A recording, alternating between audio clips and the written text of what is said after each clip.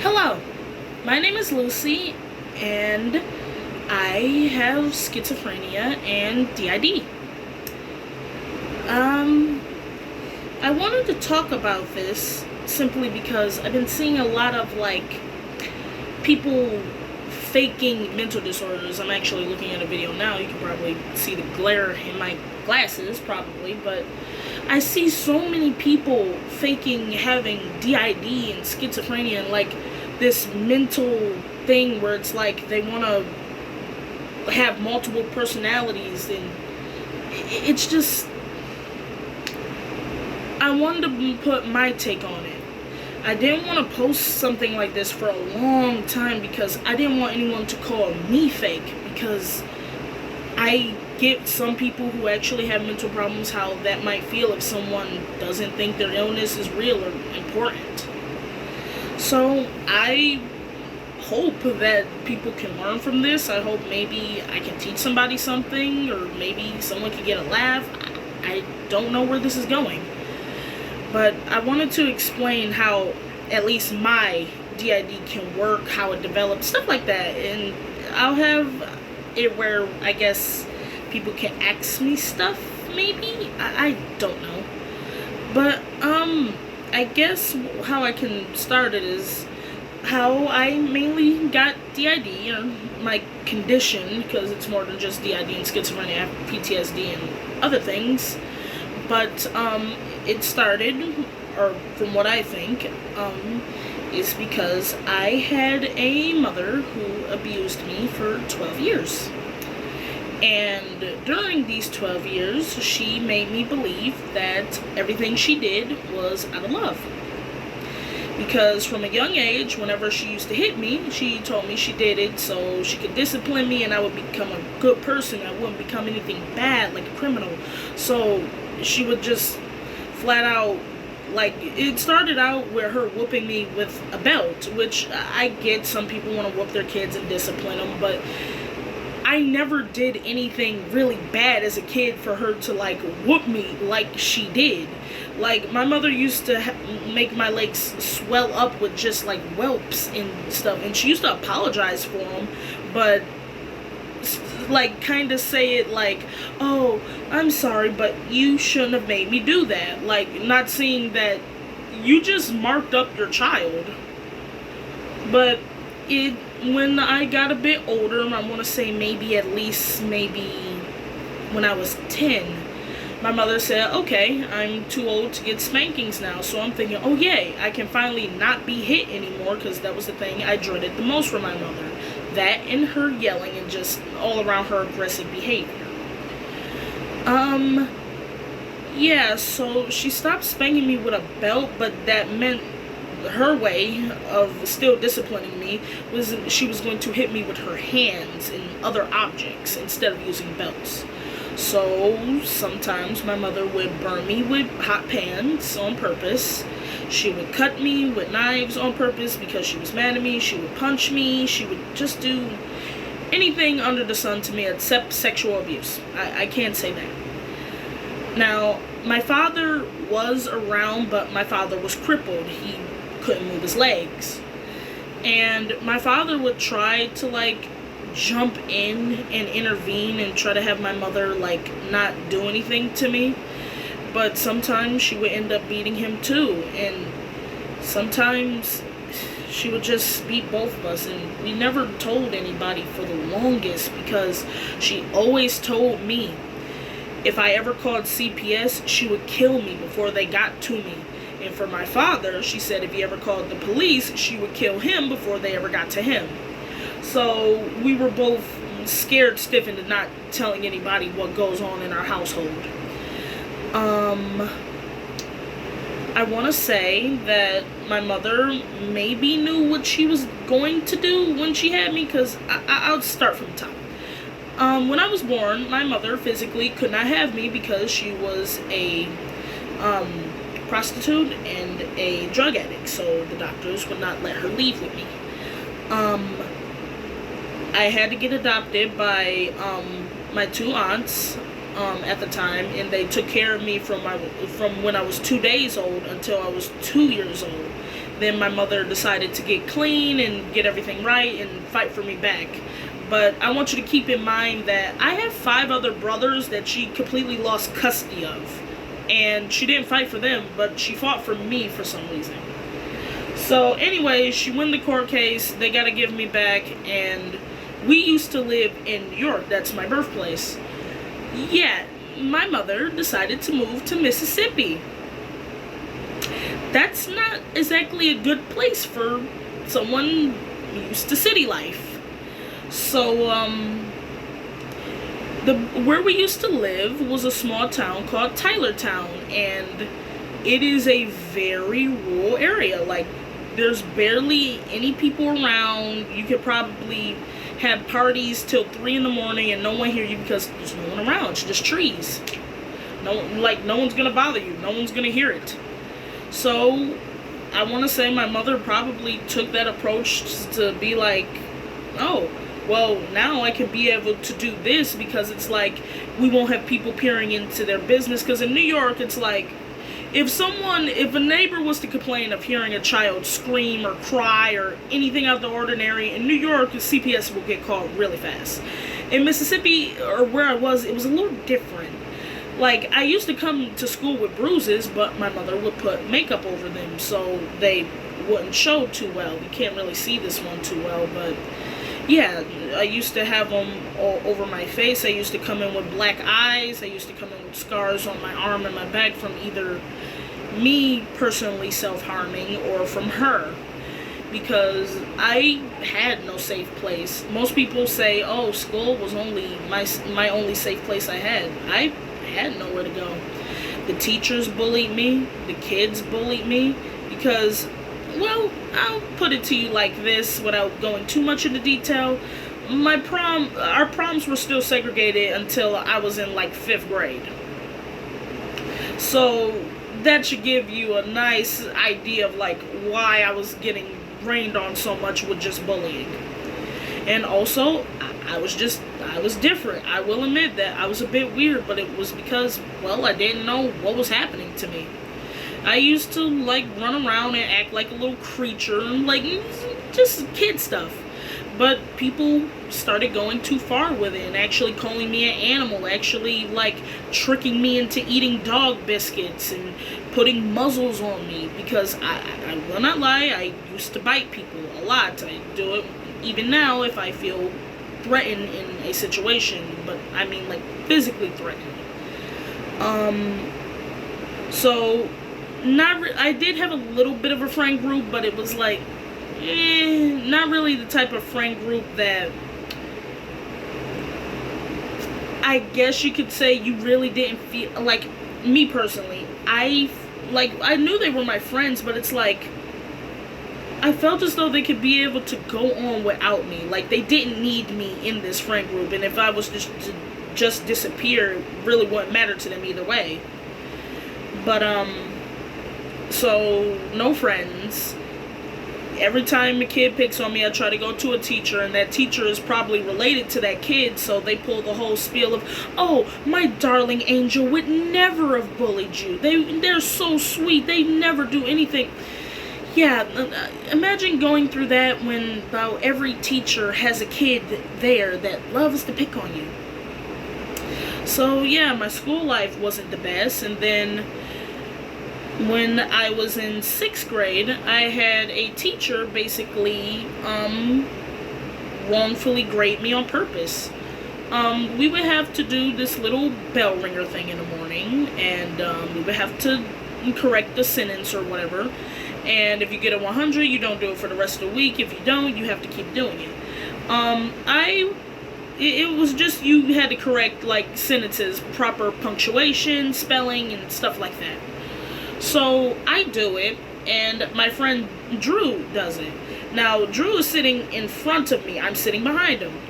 We both turn in our papers. We get our papers back. He got a 100, and I get a 43. Now, she said that she takes 10 points off of your paper if you don't have your name and your date on it. Drew didn't have his name or his date on his paper, because I looked at his paper genuinely because I wanted to see what did I do wrong, because I thought I had everything right. So when he said he had 100, I'm like, oh, can I see to see what I got wrong? He didn't have his name, he didn't have his date, and he did the exact same thing as I did, but I'm the one that got the 43, and I put my name and my date, but yet I did the same exact thing as him. So I go ask the teacher, and I go, like, politely, not snappy or anything, because I'm not really a snappy person. I'm like, hey, can you, check this over? She went ballistic crazy on me and told me it's none of my business and to go back to my desk before she sends me to the office.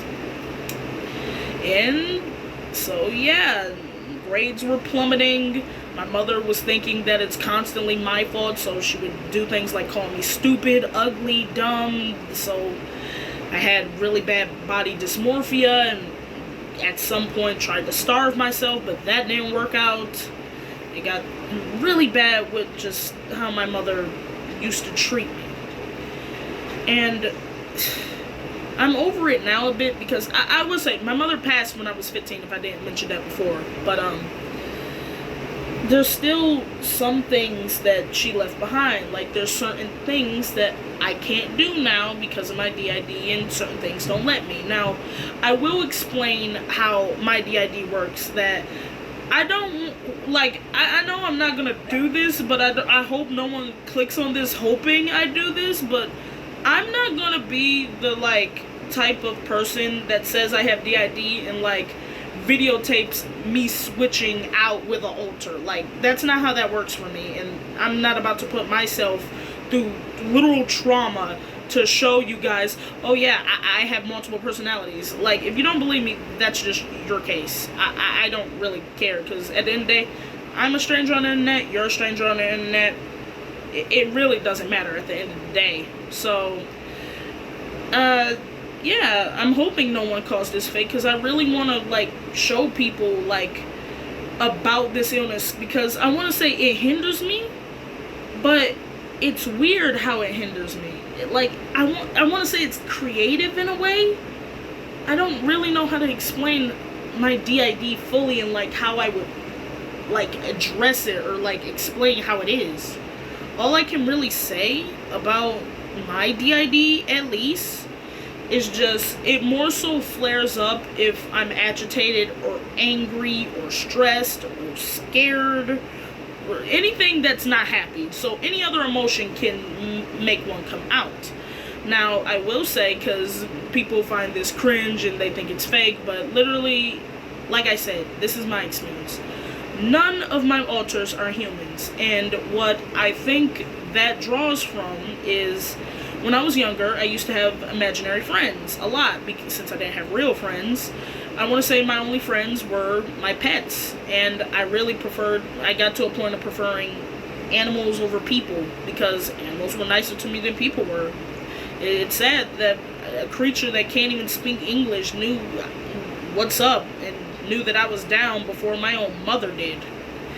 So I guess that's how that rooted into play. I don't really know, because sometimes I wonder, like, because I can physically see my alters, and it does create hindrance, and it was a big problem when I was in school, because it would distract me, and then hearing them talk, I couldn't pay attention to the lesson. It was just so much. And I remember telling my mother about it, because she always told me if I ever felt as though something was wrong with me, to the point I felt like I was going to kill someone, to tell her so she can protect herself, but yet she's the abuser. Like, you can't really, like, you get what I mean here. So, yeah, that's where my mother was on that. I want to say that my condition really flared up into me knowing that something was really wrong with me when I was 12. At first, I thought it was just me being imaginative and creative, but it's like, they wouldn't go away. Like, after I didn't want to, like, imagine anymore, it's like I could still hear things. I could still see things here and there. It wasn't as vivid as it is for me now, but back then it was, like, faint, but it's like I can still hear it. So I would, like, look at myself like, am I going crazy, in, like, a joking way? And I'm like, nah, I'm okay. So I go on, and then one night I had a dream that I got up and I looked in my mirror, and it was another me, but it looked it different. It looked it cut up and beat up. It looked it horrible. And I remember looking at it, and I blinked, and it didn't blink back. And I remember freaking out in a dream, waking up, going to my actual mirror, and actually seeing my first alter that I had, and it scared the everlasting bejesus out of me. When I first saw that, it was bad, because this was probably at like 12 at night. I was already being punished for something, or rather that my mother thought I needed to be punished for. So already was having to be quiet, and I'm up here freaking out because there's something in my mirror. So then I just kept it to myself, because I'm like, maybe it was just a dream, maybe I ate something weird the night before. That didn't happen. This is not real. So I go on, and I go on, and I just do my normal thing, and it's like, it starts to become more vivid. The voices start to be like, I can hear them more. I can like see things more, and it started really making it to where people, I think, noticed it, but didn't really care. And by not care, I mean like care about like what may have been wrong with me, because I would talk to like teachers or other kids in the school, and like sometimes I would just stop out of nowhere and just, I don't know, like at these moments I feel as though I blacked out, but people tell me I'm still walking and I'm still like talking and doing stuff, but I don't remember this.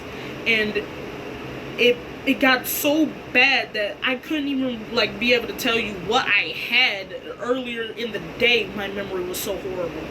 So I was like, okay, what is this? Is this schizophrenia? Because my mother used to watch things like that about like crazy serial killers. So I'm like, okay, is this schizophrenia? Is this what this is? Like, what is it? And then when I looked it up for myself, yeah, schizophrenia wasn't exactly something I wanted to read that I possibly had. So when I read it, I thought, oh no, they're going to lock me up and I'm going to be there for the rest of my life. So I didn't tell anybody, and it caused even more problems for me. So before I go on with this story, I guess I can say, if you have D.I.D, like actually, or think something mentally is wrong with you, please seek help very, very soon. Do not be afraid to tell if you have someone safe that you can tell it to. Because I wish I did. Because basically what would happen to me in school is that kids would provoke me. They had this thing where they would just hit me and run away. Since I'm a bigger set person, I don't run very fast, I'm slow. So they would hit me and often run away. And the only reason why is because if I actually grabbed onto them, one, with how aggressive my alters were, if I grabbed somebody, I wouldn't have let them go until the alter was pleased with what they did. And this is another reason of why D.I.D can also be very serious, and why I hate to see so many people fake it, is because this can be a very violent illness. To this day, I'm hoping to seek help to get better and to heal, because sometimes I wake up and I feel aggressive. I feel like fighting. I feel like doing all these horrible things, and the real me that's deep down, I don't want to do that. I want to help people. I want to make people happy. I wish I could take everyone who's been through what I've been through and more, and just stuff that I wouldn't be able to understand, just take them and just lift them up and tell them they can be a better version of themselves. They don't have to be in this rut forever. It can get better. But I can barely help myself. So I'm trying to get things more set up, but I hope this was pretty good awareness about like D.I.D. I know I probably didn't say much, and me just probably vented, but I guess if you like this video, like it, maybe comment, ask a question, and maybe I'll post more. I don't know what I'll do with this. Just I don't know. I hope something good comes out of it so more people can be aware and be able to help others with the same issue. Until then, stay safe, guys. I hope you all have a good day. Bye.